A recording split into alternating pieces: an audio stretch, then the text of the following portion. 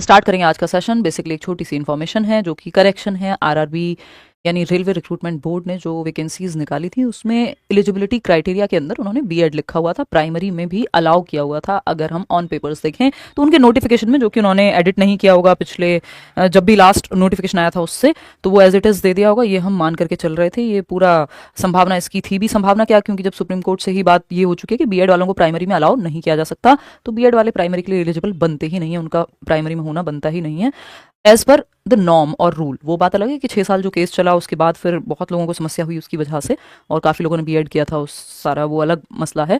But यहाँ पे अगर हम बात करें तो इन्होंने प्राइमरी की एलिजिबिलिटी में जो आपका यहाँ मिनिस्ट्री ऑफ रेलवेज ने जो रेलवे रिक्रूटमेंट बोर्ड के तहत आपकी टीचिंग की वैकेंसी निकाली थी, तो प्राइमरी वाले लेवल पे अगर आप देखेंगे, प्राइमरी लेवल पे यानी प्राइमरी का मतलब है 1st to 5th का टीचर बनना, तो इसमें लिखा हुआ था बीएड अगर आपने किया हुआ है या फिर बीएड एमएड दोनों को भी यहाँ पे मेंशन किया हुआ था। होपफुली आप देख पा रहे होंगे। तो अभी इन्होंने ये एक नया सेक्शन इसको रिवाइज कर दिया है नोटिफिकेशन को, और इसमें लिख दिया है कि ये जो प्रीवियस था एक तरफ वो है, दूसरा टू बी रेड एज, यानी कि अब इसको ऐसे पढ़ा जाना चाहिए।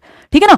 तो अगर हम देखें यहाँ तो बीएड यहाँ लिखा हुआ था और बीएड एमएड दोनों लिखा हुआ था एलिजिबिलिटी क्राइटेरिया में। इन दोनों सेक्शंस को यहाँ से हटा दिया गया है। अब आपको ऐसा कुछ भी यहाँ देखने को नहीं मिलेगा। स्पेशल एजुकेशन देखने को मिलेगा, डीएलएड आपको देखने को मिलेगा, डीएलएड इन स्पेशल एजुकेशन यानी diploma in elementary education, special education वाला, नॉर्मल वाला डीएलएड, और बीएलएड, बीटीसी, ईटीई, वॉटएवर जो भी जिस भी नाम से आपने किया हो उस समय पे, बाद में नाम बदले हैं ना, ईडीएलएड बाद में हुआ है, तो आपने बेसिकली प्राइमरी वाली क्वालिफिकेशन आपके पास होनी चाहिए। बीएड को नहीं इसमें शामिल किया जाएगा, तो बीएड वाले फॉर्म ना भरें, ये बात इन्होंने क्लियर की है अब बिल्कुल जब फॉर्म की डेट जो है खत्म होने वाली है। बट ये हमें पता ही थी कहीं ना कहीं कि ये जिसको कहते हैं टाइपो है, यानी टाइपिंग मिस्टेक हुई है उनसे, कि बीएड को अलाउ नहीं करेंगे। अगेन यहाँ पे कई लोग हैं जो कह रहे हैं कितनी बार बताओगे कि बीएड को बाहर करोगे, हर बार बुरा लगता है। मैं बहुत सारे लोगों से मिलती हूँ जहाँ पे सबकी समस्या सेम ही रहती है। अभी कल परसों ही मैं चाय पी रही थी और कोई व्यक्ति मुझे मिले थे, शंकित नाम था उनका, मुझे नाम याद आ गया, तो वो भी सेम ही बात बता रहे थे कि मैम मैंने तो बीएड की ही इसलिए थी क्योंकि प्राइमरी में अलाउड थी, तो मेरा तो 2 साल बर्बाद हो गए। तो ऐसे बहुत सारे लर्नर्स हैं जो मिलते हैं, और ये समस्या मैं भी उतना ही महसूस करती हूँ इस चीज़ को जितना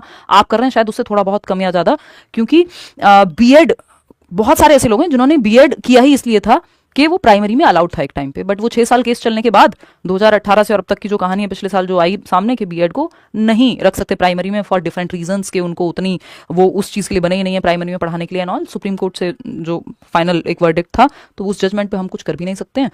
तो ये तो अब हम सबको ही पता है। तो इस तरह की जो पुराने नोटिफिकेशंस हैं या टाइपिंग मिस्टेक्स हैं अगर कहीं हो रहे हैं, तो उस चीज़ को करेक्ट होना ही होगा। हम अपने मन को तसल्ली या भावनाओं में बह के हम होप नहीं क्रिएट कर सकते कि नहीं बीएड वालों को कर दिया है प्राइमरी है। अभी तक जो फाइनल है वही फाइनल है, जैसा कि सुप्रीम कोर्ट ने कहा है कि बीएड कहीं भी प्राइमरी के लिए तो अलाउड नहीं है। ठीक है ना? तो कोई और बात हो आपके मन में तो आप कॉमेंट्स में पूछ सकते हैं। यही एक छोटी सी इन्फॉर्मेशन थी, और फॉर्म आपने होपफुली भर दिया होगा। आप तैयारी कीजिए, बेशक वैकेंसी कम है। मैं कोई बैच तो हम लोग लेकर के आए नहीं आरआरबी का, बट ये मैंने पहले भी आपको कहा था, बेशक वैकेंसी कम है, बट आप एक बार पेपर की उस तरह से तैयारी करते हैं, एक मेंटेलिटी तैयार होती है, आप एक प्रॉपर टाइमिंग से लेकर के सब कुछ जब आप पेपर अटेम्प्ट करते हैं तो एक सीरियसनेस आती है और आपको पता लगता है आपकी तैयारी कितनी है, क्योंकि कॉमन सब्जेक्ट्स हैं तो कॉमन सब्जेक्ट्स का तो सिलेबस सभी जगह सेम है। ठीक, तो पेपर जरूर देकर के आइएगा और अपना बेस्ट भी देकर के आइएगा। ऐसा नहीं है कि जो कम वैकेंसी है उनमें लोगों को नहीं मिलेगी नौकरी, जो अच्छा करेंगे उनको मिलेगी ही, जो अच्छा नहीं कर पाएंगे उनको फीडबैक मिल जाएगा, है ना? चलिए, ये कहने से मेरी जेब में कुछ नहीं आने वाला है। अगेन आपके लिए बेहतर है, मेरी सलाह यही है। चलिए, टेक केयर, ध्यान रखिए अपना। जल्दी मिलेंगे। नेक्स्ट कोई भी इन्फॉर्मेशन अगर आती है तो मैं कोशिश करती हूँ थोड़ा बहुत देरी से सही, बट आप तक पहुँच जाए। थैंक